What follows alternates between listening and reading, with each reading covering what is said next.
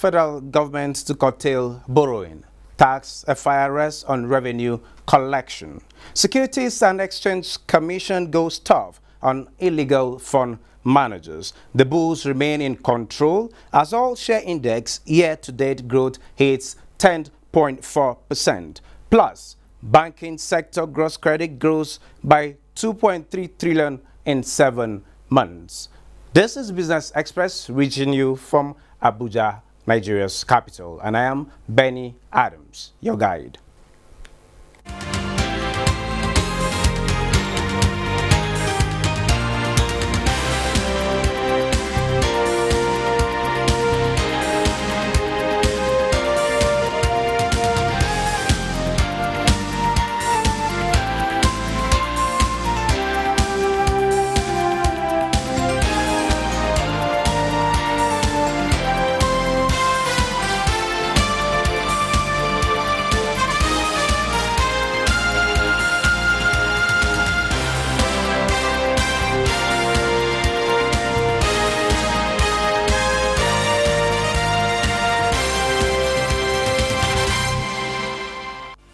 Economic experts have applauded the federal government's decision on tax exemptions for household goods and services on the review of the value-added tax to 7%. Edidiong Iba quoted some experts expressing hope that the expected revenue from the new VAT rate will provide the needed revenue to finance key government projects for all-inclusive development.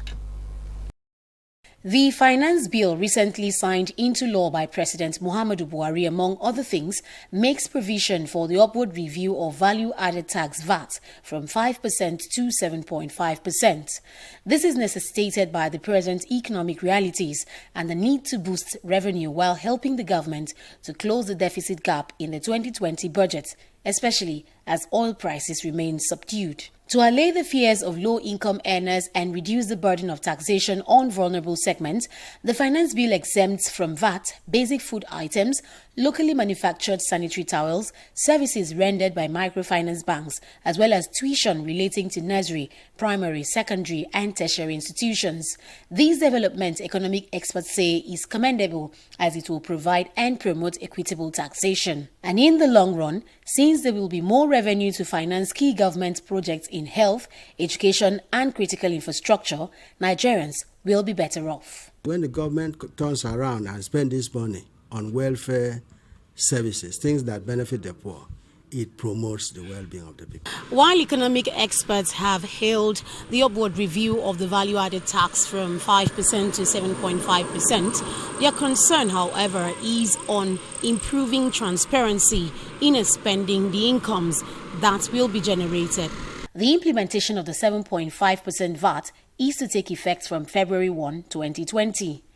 The 2019 Finance Act is designed with a view to meeting a number of current challenges across the country, especially to curb increased borrowings by the three tiers of government. Secretary to the Government of the Federation, Boss Mustafa, while hosting the new board for the Federal Inland Revenue Service on a courtesy visit, emphasized that FIRS has crucial role in the implementation of the 2019 finance law.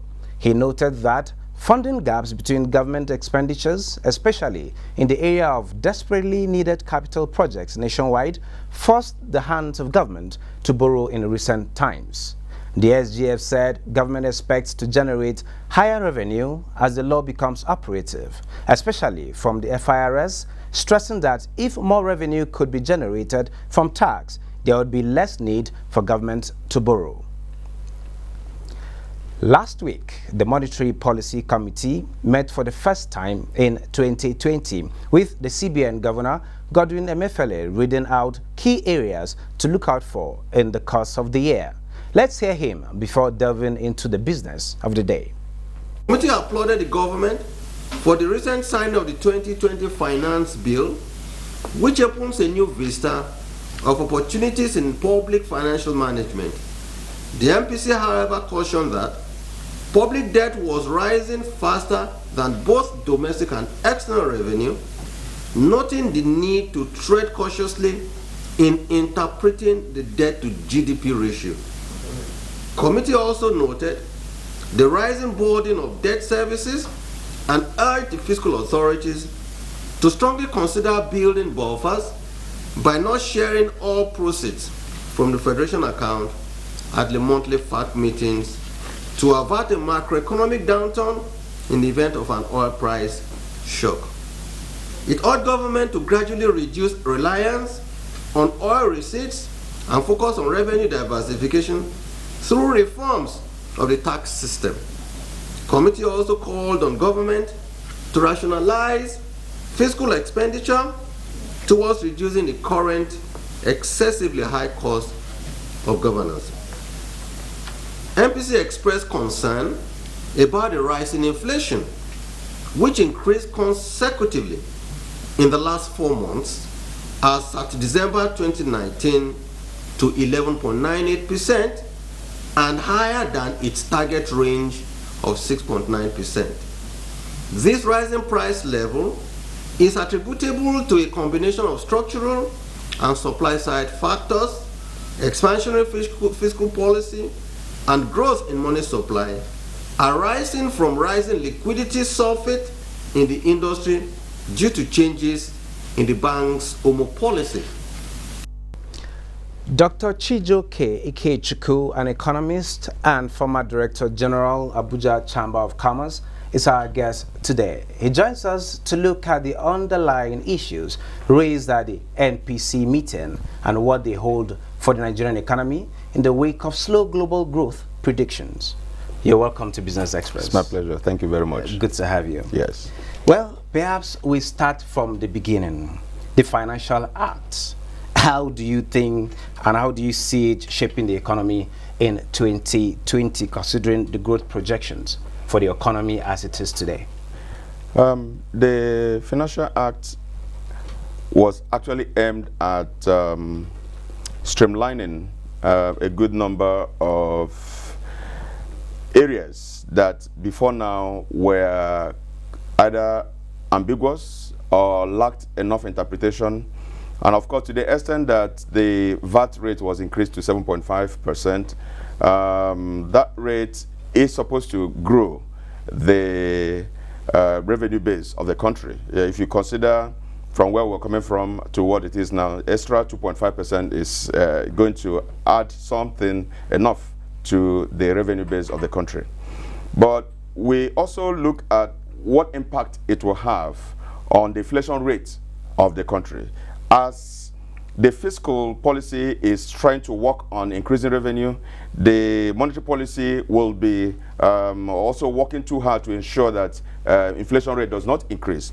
So that is where there's that conflict. And prices of goods and services are going to be rising because of increase, because every manufacturer, every service company will increase their prices. And when they increase their prices, the ultimate consumers, like you and I, will have to pay the price of this increase. And when this happens, inflation rate will rise. From what the CBN governor said at the last MPC, that when our inflation rate gets to 12%, is going to be injurious to the economy. And from all the things that we'll see today happening, we are likely to be rising up to that. Very little will just get to 12% inflation rate. While we've worked so hard to bring it down, some of the policies, or especially from the fiscal side of it, some of the policies are affecting the monetary policy decisions that have been taken to make sure inflation rate drops. So that's where we find ourselves. Otherwise, it is going to be funding some capital projects, which is what was the major intention of government when they increased the VAT rate to 7.5%. Okay, talking about revenue generations for the federal government to kind of execute a whole lot of projects that have been lined up amidst saving for the rainy days. We see every month states gather in Abuja to take from the revenue generated by the federal government amidst dwindling revenue. What's your take on all of that? It is necessary that this country considers some levels of savings, just to be able to provide a buffer for the rainy day, like you called it. You see, the revenue base of the country is mainly oil revenue. Yes. And because we do not have control over the price of this oil, we need to always prepare our minds that there may be one day this price will just crash and drop. And there are fears towards that. And there are fears. Of course, when you see a whole lot of things happening in the world, you know that there's every likelihood that this price will drop. When it does drop, we may not have anywhere to fall to. And what will happen is that we will now rely a lot on our already depleting reserve, foreign reserve. And when that happens, our rating will start dropping. Exchange rate will start rising, and of course we're going to have a regime, we may have a regime where the exchange rate will start rising even above what it is today at 360 or 361 that it is. So we need to do everything to ensure that we create a buffer, to ensure that we have some savings in event that price changes and price drops. Then we need to fall back on it in order not for us to dwell so much into our foreign reserves. In your own opinion, how do we go about getting these buffers? From, yes, we saw from the projections for this year 2020, from the budget and all of that, and avenues to get resources to get finance this budget. What other means do you think? First of all, we already have our revenue base coming from oil. Yes. We don't have to. Nobody, even if you're an individual, you don't give out, you don't expend everything you earn in income. We are getting our revenues from oil right now and some other sources we need to keep aside. Of course, the CBN governor said, don't give out everything in FAC. You know, if we distribute to FAC, all the segments of government, an amount less by, say, 10% or 20%, we'll be having some drops from FAC allocations, and so that we can use it to start beefing up our buffer. So we can start saving from FAC, just like he suggested, and any other source. We should look at certain leakages in the form of corruption, leakages in the form of certain MDAs not remitting to federation account, and look at all those leakages and ensure that we keep them aside in order for us to wait for that evil day. Anyway, we have seen that when we did not do this in the past, we suffered it, and we don't want to suffer that again. So I encourage the government to start thinking about taking some monies out from federation accounts and putting them aside as our revenue and as our buffer. Part of the concerns raised at this MPC meeting is also the rising public debt, as it were. Today, there is need to tread cautiously interpreting the debt to GDP ratio. What's your perspective on all of that? It's a problem today. You know, whenever Nigerians show concern, or economists show concern about our rising debt profile, we usually get response that our debt to GDP ratio is one of the lowest in the world. But they forget that our revenue base is not high enough to be able to cushion the debt repayment ratio. Of course, our debt repayment to revenue base is very, very high, one of the highest in the world. And so when you see that, what that means is that we're using virtually everything we're receiving in revenue to pay back the debt we are owing. And so when that happens, you don't have enough funds to be able to fund your own budget. You don't have enough funds to even meet obligations that as they arise. Then you are forced to go borrow so you again. are forced to borrow again and again and again. What we're doing is just to mortgage the future of the country, because we'll continue to borrow. So solution here is that we need to increase very desperately our revenue base. When we do that, then it becomes easier for that debt servicing to revenue base to revenue ratio to drop. When it drops, we're not going to be using a lot of our revenue to service, and we're not going to be borrowing so much. So we need to do everything to generate our revenue, to increase our revenue base. That will help us a lot. But that also seems as some sort of emergency, something we need to do now. We need to go at it, talking about revenue diversification. In your own view, how do we go about that? You know, the story of revenue not being enough in the country didn't start today. And so if today we look at it as emergency, then that means we didn't treat it from when it started. it is an emergency right now. It's an emergency right now. We need to deal with that revenue base. There are so many people have suggested different areas things we can do, and it is for that reason that the VAT rate was increased actually from 5 to 7.5%. There are other areas, like I mentioned, we need to reduce cost of governance. We need to reduce cost of governance. Yes. You know, each time we mention this, it sounds like you are trying to attack a few people in government. No. If you look at the cost of governance in this country compared to other countries of the world, you just wonder why we should spend a lot of money running this government. You know, so it's not just a particular government, it's been a Nigerian system. You know, running government has been so expensive, even in previous administrations. And so we need to look at that inwardly. Reducing this cost of governance, Yes. most times we concentrate on government at the center. We have government at the state level. We have government at the local level. No, how can we do this cost cuts across? Yes, we are going to, in fact, it is even worse at the state level. It's worse at the state level. When you look at the ways and means governments of various states run their various states, you wonder which country we are. If you're an individual and you don't have enough income coming to your pocket, what do? You cut down on your expenditure. We have had dwindling revenue base, yet we have refused to touch our expenditure level. In fact, our expenditure level continues to grow more and more when our revenue base is low. You know, so we need to start from all tiers of government, from the National Assembly to the state governments to all the various NDAs and of course the federal government. We need to work on that, and it needs emergency.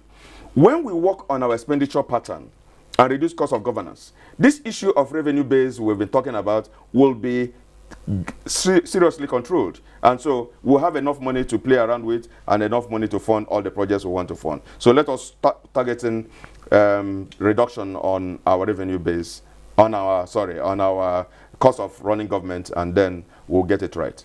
Okay, back to the outcome of the NPC meeting. The NPC chose to maintain all parameters except that they jacked up the CRR for the first time in 4 years. And as we know, the CBN has also been on the campaign to free credit for SMEs as it is. What is your understanding? What is playing out here? Yeah, what is playing out is the fact that it is the priority for CBN right now is to reduce inflation rate.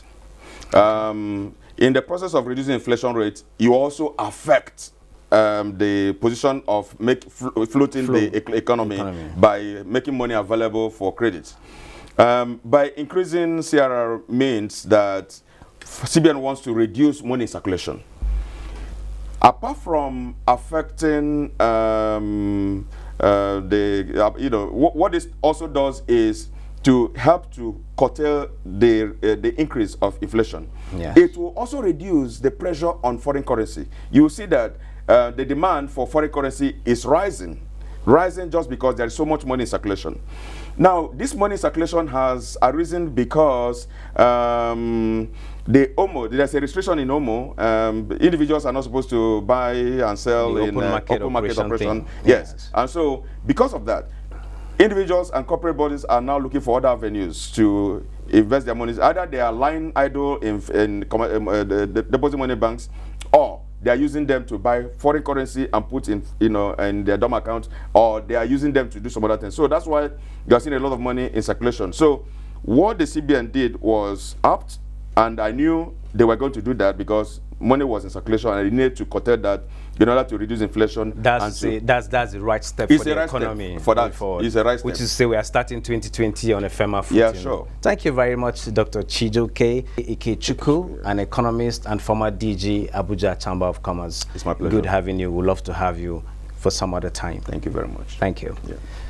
Moving on. The banking sector gross credit grows by 2 trillion naira in 7 months between May and December 2019. Governor of the Central Bank, Godwin Emefiele, said the credit was channeled primarily to the employment-stimulating sectors such as agriculture and manufacturing, as well as increased lending to retail and MSMEs. On that note, let's see how the naira is faring alongside other major currencies.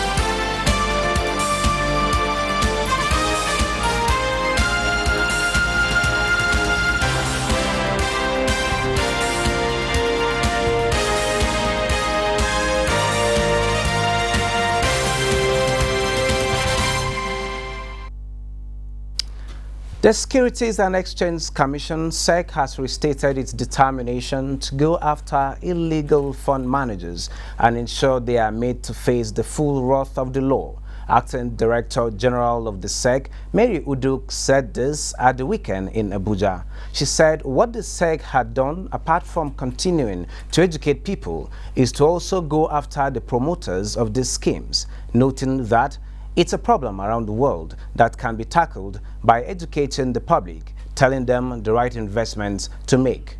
Ponzi scheme, a Ponzi game, or a Ponzi is a fraudulent investment operation where the operator, an individual organization, pays returns to its investors from new capital paid to the operators by new investors, rather than from profit earned through legitimate sources. All share index year-to-date growth hit 10.4% just as bulls remain in control. A total turnover of 1.237 billion shares worth 22 billion naira in 21,156 deals were traded last week by investors on the floor of the Nigerian Stock Exchange. The NSE All Share Index appreciated by 0.03% to close the week at 29,628.84 as market capitalization rose to 15.262 trillion naira. All indices finished lower with the exception of the NSE Premium, NSE Pension, NSE Insurance, NSE Oil and Gas, NSE Lotus 2 and NSE Industrial Goods Index, which appreciated while the NSE SM Index closed flat. The financial services industry measured by volume led the activity chart with 837.3 million shares valued at 10.5 billion naira traded in 12,041 deals. The industrial goods industry followed with 154.5 million shares worth 2.9 billion naira. The third place was the ICT industry. The top traders for the week were Access, Zenith and Guarantee Trust banks.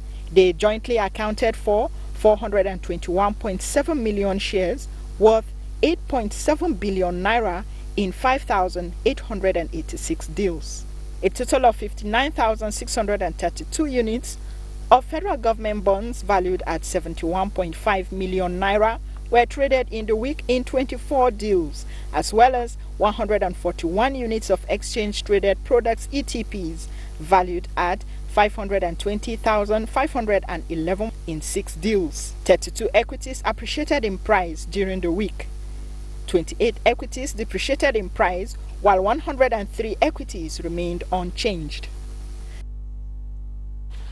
On the stocks this Monday, the beginning of trading week recorded a negative close at the end of transaction for 27th January 2020. The all-share index depreciated by minus 0.26% to close 15.2 trillion naira, 4,360 deals worth 3.3 billion naira exchange hands at the end of the day's transaction. Ventas Cap, Zenith and Guarantee Bank were the most sought after shares. Nigerian breweries Okomu Oil topped the gainers, while Unilever, Julius Berger and Zenith Bank led the decliners. Despite gaining 2.2% in 2020, experts see the Dow Jones Industrial Average facing its biggest test. Bosiri Abel again takes us through the performance of stocks around the globe. Global market fluctuates as investors worry over the fast spread of coronavirus, which started in Chinese city of Wuhan. It has been reported that more than 2,700 people in China have been infected by the deadly pneumonia-like virus that comes from a large family of viruses. Nikkei dropped 2.03%, Shanghai Composite 2.75%, and the Hang Seng Index also depreciated 0.15%. U.S. stock index futures fell in early trading after more cases of the virus were confirmed over the weekend. Dow futures were down 170 points, indicated a negative open of more than 369 points. Futures on the S&P 500 and Nasdaq were also lower. European stocks also tumbled as fears over the economic fallout from the Chinese coronavirus outbreak intensified. Africa's stocks were mostly negative as well. Ghana's GSE Composite, Namibia's overall, Nairobi's all-share, and South Africa's GSE Africa Top 40 were low, while Tunisia's Tunidex rose 0.11%. That is it on Business Express this Monday. This edition and all previous episodes are available on YouTube on the NTA's channel. You can also communicate with us on Twitter, and the handle is at NTA News Now. The hashtag is #BizX. Business Express returns on Wednesday. I am Benny Adams saying keep thinking and doing business.